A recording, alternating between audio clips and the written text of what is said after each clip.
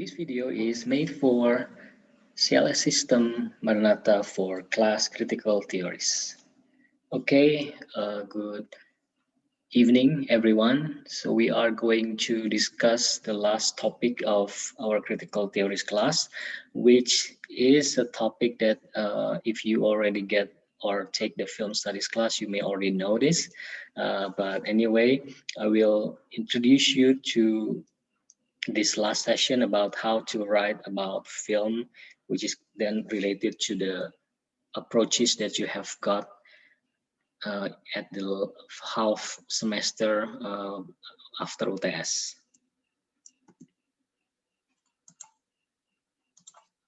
So as an introduction, as you already may know that films can be analyzed both as stories like novels and as visual objects like paintings.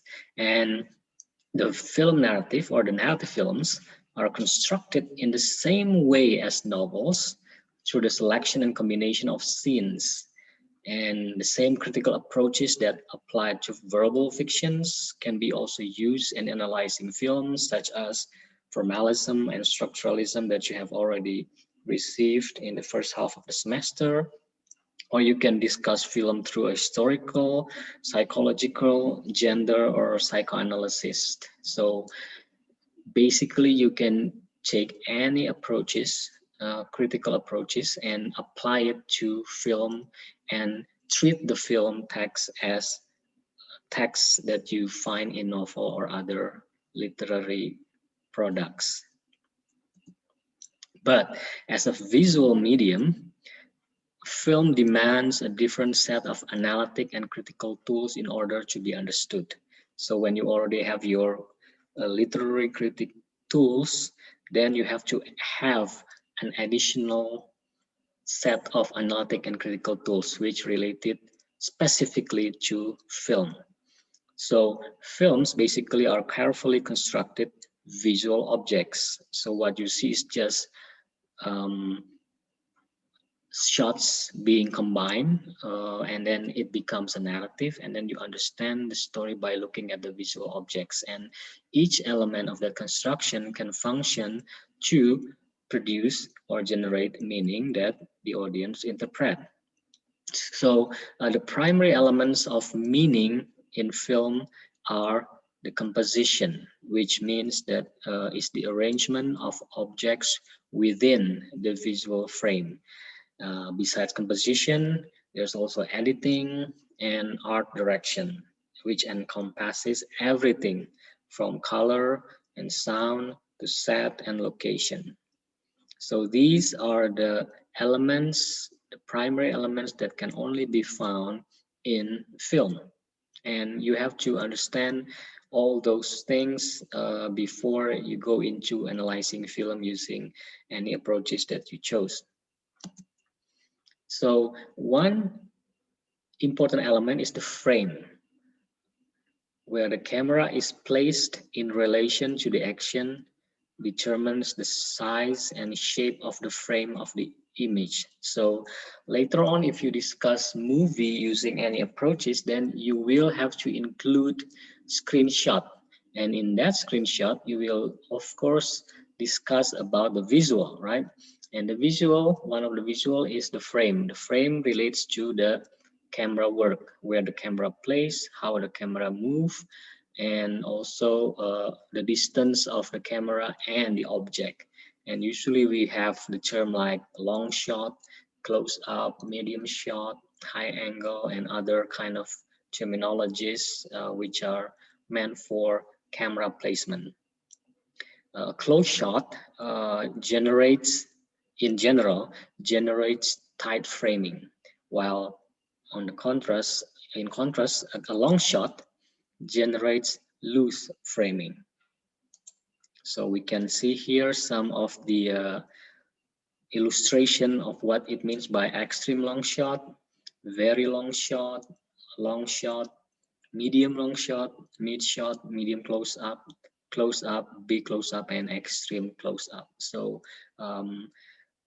each of the shots generate their own different meaning. Let's say the extreme long shot, we cannot see anyone. So basically, extreme long shot is sort of like establishing shot to let the audience know where the scene takes place. And then the extreme close up literally generate different feelings of letting the audience know how the character feels by focusing on the eye uh, of her eye. So we can see that different position of the camera generate different meaning, and that is one of the important thing when you discuss, let's say, the characterization of the character or the uh, his or her characteristics. So we can tell that by putting the camera in an extreme close-up, then that shot can help the audience to understand that this character is a melancholic, for example.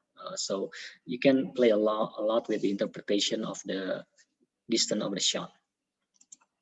And then in another example, you can also see establishing shot, wide shot, medium shot, close up, cutaway, high angle, low angle, warm eye view. So these are all also example of how those shots can produce meaning or feeling of what it means when the director put the camera in a worm's eye view. Then what kind of feeling that you get from looking at that guy? He looks so menacing, right? He looks so strong, powerful because the camera is under him. But on the other hand, if it is in high angle, then you will sense of a small, yeah, it's not too powerful, less powerful than the worm's eyes view. And the rest of the shots can also have their own feeling that can generate certain meanings, and that will help you in determining some meanings from the screenshot that will support your argument. And this is the example of loose framing, where we can see the distance, the horizon, and there's a freedom of movement for this character. And in contrast, we have tight framing, where we can see that these two characters are framed so tightly that we can see that they are very close together. And behind them, there's a curtain, there's a window, so very small space constraint, and that gives less freedom of movement for the characters, and we can also tell about how they feel at that time or what their relation is like and so on. So it's sort of like open interpretation from the framing of the scene. And the meaning of shots, the same kind of image, let's say close up, can have a different meaning. So it doesn't mean that if you use close up, you will have one meaning. No, it can have vary in use and in meaning. In one film, close up can signify emotional openness and authenticity, but in another film, it might signify untrustworthiness, especially if it is combined with other elements of image construction, such as dark lighting. Film techniques and the meanings they convey vary according to the context in which they are used. So context is important because if you are given one single close-up without any context, then the interpretation could be a lot. But if you are given a context of the scene, then maybe you will understand that part of close up gives this meaning, not that meaning, because you know the context. So all in all, no particular meaning is guaranteed by a particular technique. For example, from The Shining, we see Jack Nicholson famous scene where he's trying to get into the room, and when the door is slightly broke by the axe, we can see the close-up of his face, and we can understand this meaning that he's crazy, he is angry, he is sort of like possessed with some evil, and we can see from the expression of his face. So why the camera is put close up in this part is to emphasize his craziness, his evilness that caused him to be like this. And in another film, here we can see a same close-up, but of course generate a very different meaning. What can we tell about this character, although we do not we do not know the context, we never see this movie, we can tell that this girl is excited, is very enthusiastic looking at whatever she's looking at, right? Because you can see the eyes is big, bulging, and he's kind of like smiling a bit, biting her lips, and you can tell that she's exciting, and she's sort of like happy and enthusiastic. Yeah, so close up have a different meaning. And another element is editing. The individual images created by the camera that you shot, or the director of photography shots, they are combined in a narrative chain through editing. And most narrative editing provides continuity, the smooth flow from one image to another through similitude of setting and action. And editing can also use to contrast, to create meaning. And sometimes a long editing sequence or a montage sequence can constitute a significant part of a film's narrative. So besides the camera work, the mise-en-scène, uh, the costumes and everything, the sound, the special effects, editing is also important because it can also help you to understand, for example, when someone, or for example, when you discuss a characteristic of someone who has a size of schizophrenia, for example, and then the editing, for example, the editing techniques used by the director is by putting a lot of montage or a shortcut of his of the character's situation in a very speedy editing, so that when we see the whole sequence, it seems that this character is moving from one situation to another situation to another situation. Let's say close up, and then another close up, and another close up from a different angle. We can feel that the schizophrenic feeling of the person by just looking how the scene is edited by the director. So another important is to look at how the director edits those shots into this chain of narrative that can help us understand or can help generate some meanings. And also another element is the art directions, which comprises of set design, sound, choice of location, props, significant object, lighting, and color, which we also call mise-en-scène. So the mise-en-scène also will help you to analyze a movie.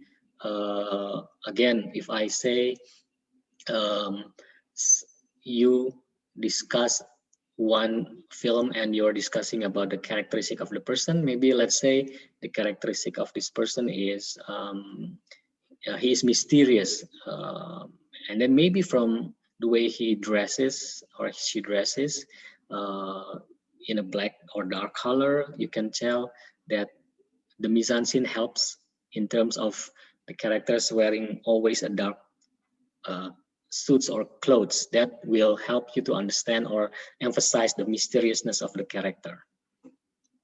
And other things also can be used, like lighting and color. Those can be also supporting whatever message that the film wants to say. And in summary, so when you're discussing or analyzing a film, usually the nature of film analysis is interdisciplinary. So usually it doesn't stand by itself, but you will use other approaches. And the shot is the basic element of meaning in film. So one shot that you probably use as the proof in the screenshot, that is the basic element. So you discuss that shot, you interpret the shots from the angle, from the sound, from the position of the camera, or from the color and so on. That will help you to establish certain meaning through the screenshot that you chose.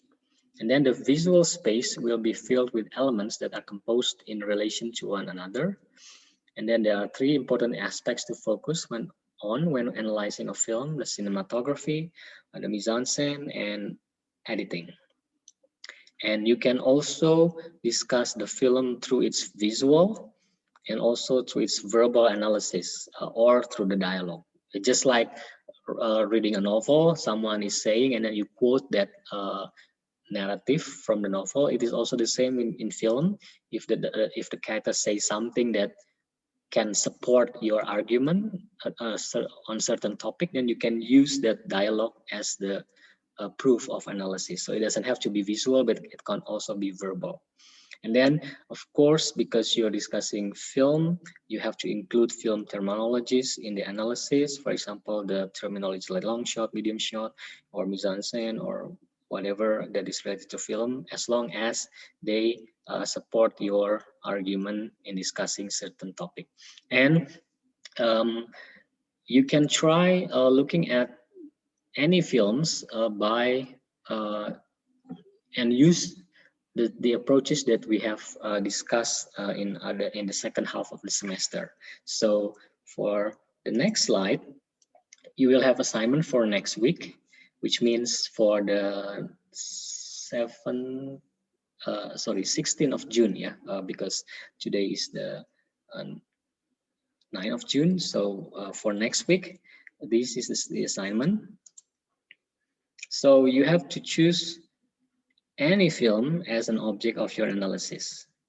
And then after that, you will choose one of the two approaches you have learned after the UTS. I think it's the psychoanalysis and the gender criticism by Pasoni. So either from the psychoanalysis that I delivered in the first meeting after UTS, and the choice is from Pasoni's approaches. Okay, so just choose one.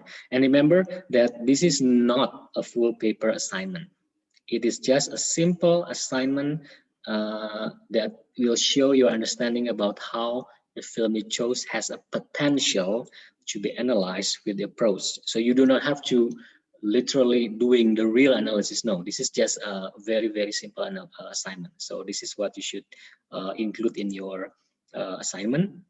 First, the title of the film, the year, the director, and then just a very brief synopsis of the film.